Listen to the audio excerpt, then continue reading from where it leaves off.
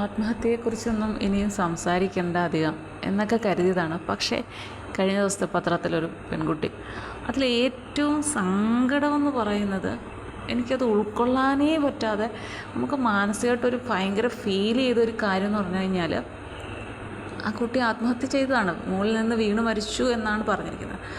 അതിൻ്റെ അച്ഛൻ നേരത്തെ മരിച്ചു പോയതാണ്. അമ്മയ്ക്ക് ഒറ്റ മോളാണ്.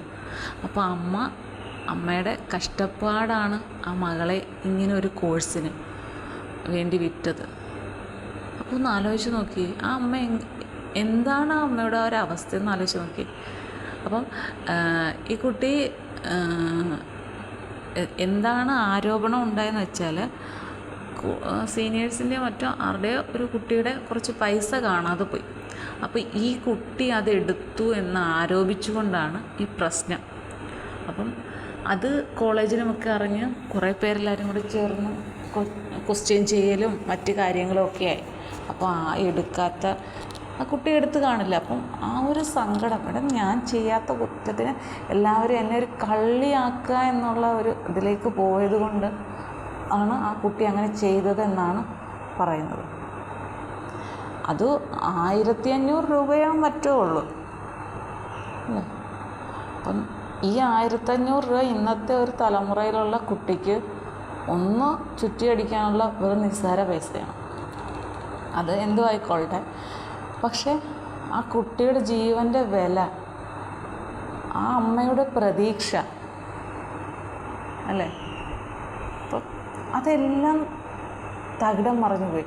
ഇന്നത്തെ കാലത്ത് ഈ ചോദ്യം ചെയ്യാനായിട്ട് കുറേ മഹത് വ്യക്തികൾ ഇങ്ങനെ ഇരിപ്പുണ്ട്. അവരൊന്ന് ചിന്തിക്കുക, ഒരു നിമിഷം ഒന്ന് ചിന്തിക്കുക, തങ്ങൾക്ക് ഇതിനുള്ള യോഗ്യത ഉണ്ടോ? ഒരാളെ സംശയമുണ്ട്, ചോദിക്കുക, ഇല്ലെങ്കിൽ വിട്ടേക്കുക. ചോദ്യം ചെയ്യലിന് ഒരു മര്യാദ വേണം അല്ലേ. ഒരാളെ വേദനിപ്പിച്ച് എല്ലാവരുടെയും മുന്നിൽ കള്ളിയാക്കി ആ ഒരു രീതിയിലേക്ക് മാറ്റിയിട്ട് അതിന് ജീവൻ തന്നെ നഷ്ടപ്പെട്ടു. അപ്പം ഈ പണം കിട്ടിയോ? ഇല്ല. അല്ലെങ്കിൽ അത് വേറെ ഏതെങ്കിലും ആ കോളേജിൽ പഠിക്കുന്ന കുട്ടികളെല്ലാവരും കൂടെ 1 രൂപ വീതം വെച്ച് ചേർത്ത് വെച്ചാൽ തന്നെ ആ നിസ്സാര പൈസ ആകുമല്ലോ. അങ്ങനെ ഈ കുട്ടിയെ മെൻ്റലി ടോർച്ചർ ചെയ്യുന്ന സമയത്ത് ആരെങ്കിലും ഒരാൾ പറയും, ഞങ്ങളെല്ലാവരും ഓരോ രൂപ വീതം വെച്ച് ചെയ്യാം, കാണാതെ പോയതിന് അതിനൊരു ഇതാവും. പക്ഷേ ഇത് എന്തിനു വേണ്ടിയിട്ട് ഇങ്ങനെയാണ്? അങ്ങനെയൊക്കെ പ്രതികരിക്കാൻ ഉള്ള ഒരു സമൂഹം, യുവത്വം ഉണ്ടാവണം, പ്രതികരിക്കണം. നഷ്ടപ്പെടുന്നത് വെറുമൊരു ജീവനല്ല, ഒരു കുടുംബത്തിൻ്റെ പ്രതീക്ഷയാണ്, ഒരമ്മയുടെ ഒരമ്മയുടെ ജീവനാണത് അല്ലേ.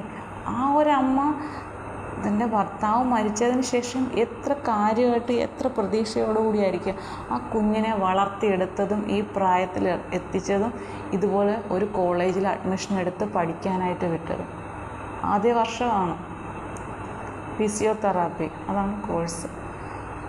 അപ്പം എന്തിനാ ആ കുട്ടി ഇത്രയും കഷ്ടപ്പെട്ട് പഠിച്ചു, അങ്ങനെ വന്നു. മെൻ്റൽ ടോർച്ചറിങ് എന്ന് പറഞ്ഞു കഴിഞ്ഞാൽ ഏറ്റവും വലിയ ക്രൂരതയാണ്.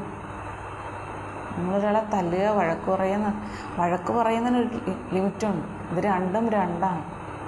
ദേഷ്യമാണ് നമ്മൾ തല്ലി, പക്ഷെ വാക്കുകൾ കൊണ്ട് വേദനിപ്പിക്കുക.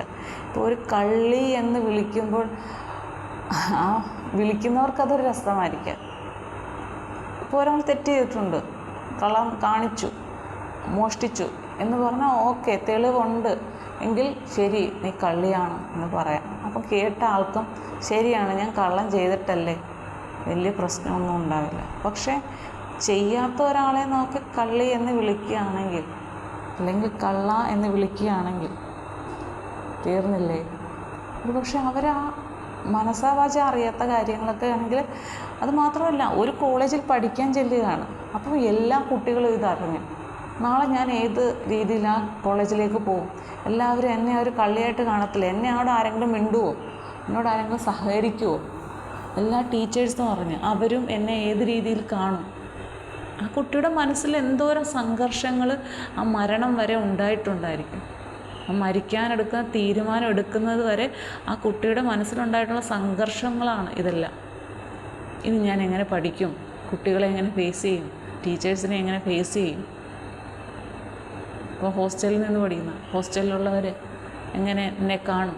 നാളെ എന്തെങ്കിലും ഒരു ഇതുപോലെ ഇത് വന്നു കഴിഞ്ഞാലും അപ്പോഴും എൻ്റെ പേര് പറയില്ലേ അല്ലേ? എൻ്റെ അമ്മ അറിഞ്ഞാൽ എന്ത് വിഷമിക്കും? ഇങ്ങനെ 100 കൂട്ടം കാര്യങ്ങളായിരിക്കും. അതിനൊടുവിൽ ഇനി ജീവിക്കണ്ട. ആ കുട്ടിയും മരിക്കുന്നതിന് മുമ്പും അവളുടെ അമ്മയെക്കുറിച്ച് എന്തോരം ആലോചിച്ചിട്ടുണ്ടായിരിക്കും, എന്തോരം സങ്കടപ്പെട്ടിട്ടുണ്ടായിരിക്കും. കാരണം അത്രയും വലിയ കുട്ടിയാണ്.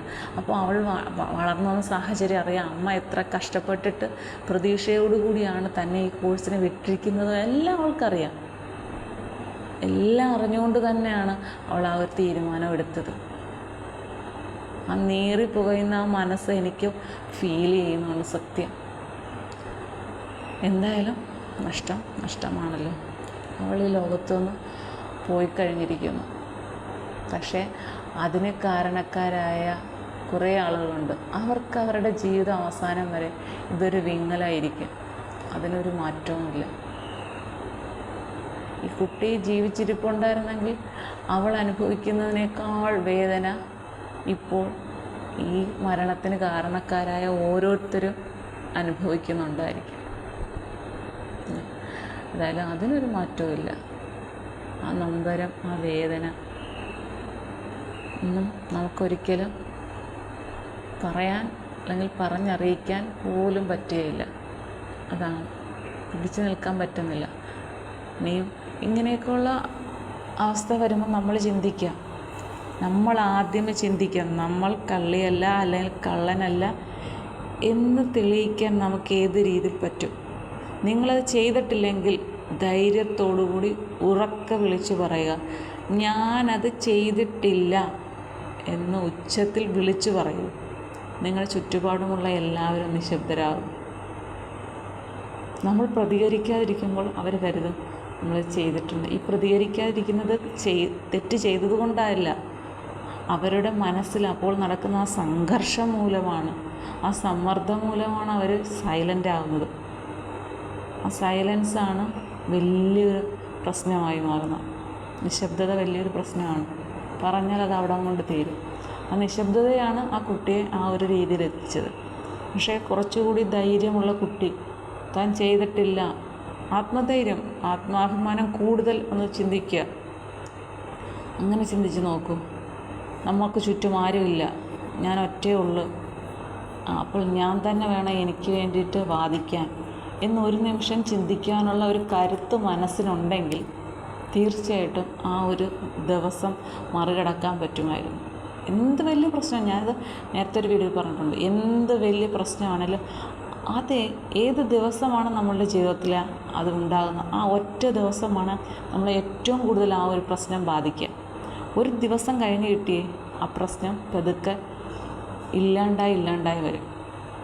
പക്ഷേ അനുഭവിക്കുന്ന ആ ഒറ്റ ദിവസം ഉണ്ടല്ലോ, അത് കടന്നു കിട്ടാൻ ഭയങ്കര ബുദ്ധിമുട്ടാണ്. അത് കടന്നു കിട്ടിക്കഴിഞ്ഞ് കഴിഞ്ഞാൽ പിന്നെ നമ്മൾ പതുക്കെ നോർമലാവാൻ തുടങ്ങും. ചില സമയങ്ങളിൽ ചിലർക്ക് പറ്റില്ല, ചിലർ അതേ ചിന്തിച്ചുകൊണ്ടേയിരിക്കും. പക്ഷേ ആ സമയങ്ങളിൽ അവർ മറ്റുള്ളവരുമായിട്ട് സംസാരിക്കുക, പ്രകൃതിയിലേക്ക് ഇറങ്ങി നടക്കുക. അപ്പോൾ തീർച്ചയായിട്ടും അവരുടെ മനസ്സ് മാറും, ചേഞ്ച് ഉണ്ടാകും. അതിനൊന്നും ഒരു മാറ്റവും. ധൈര്യത്തോടു കൂടി നേരിടും.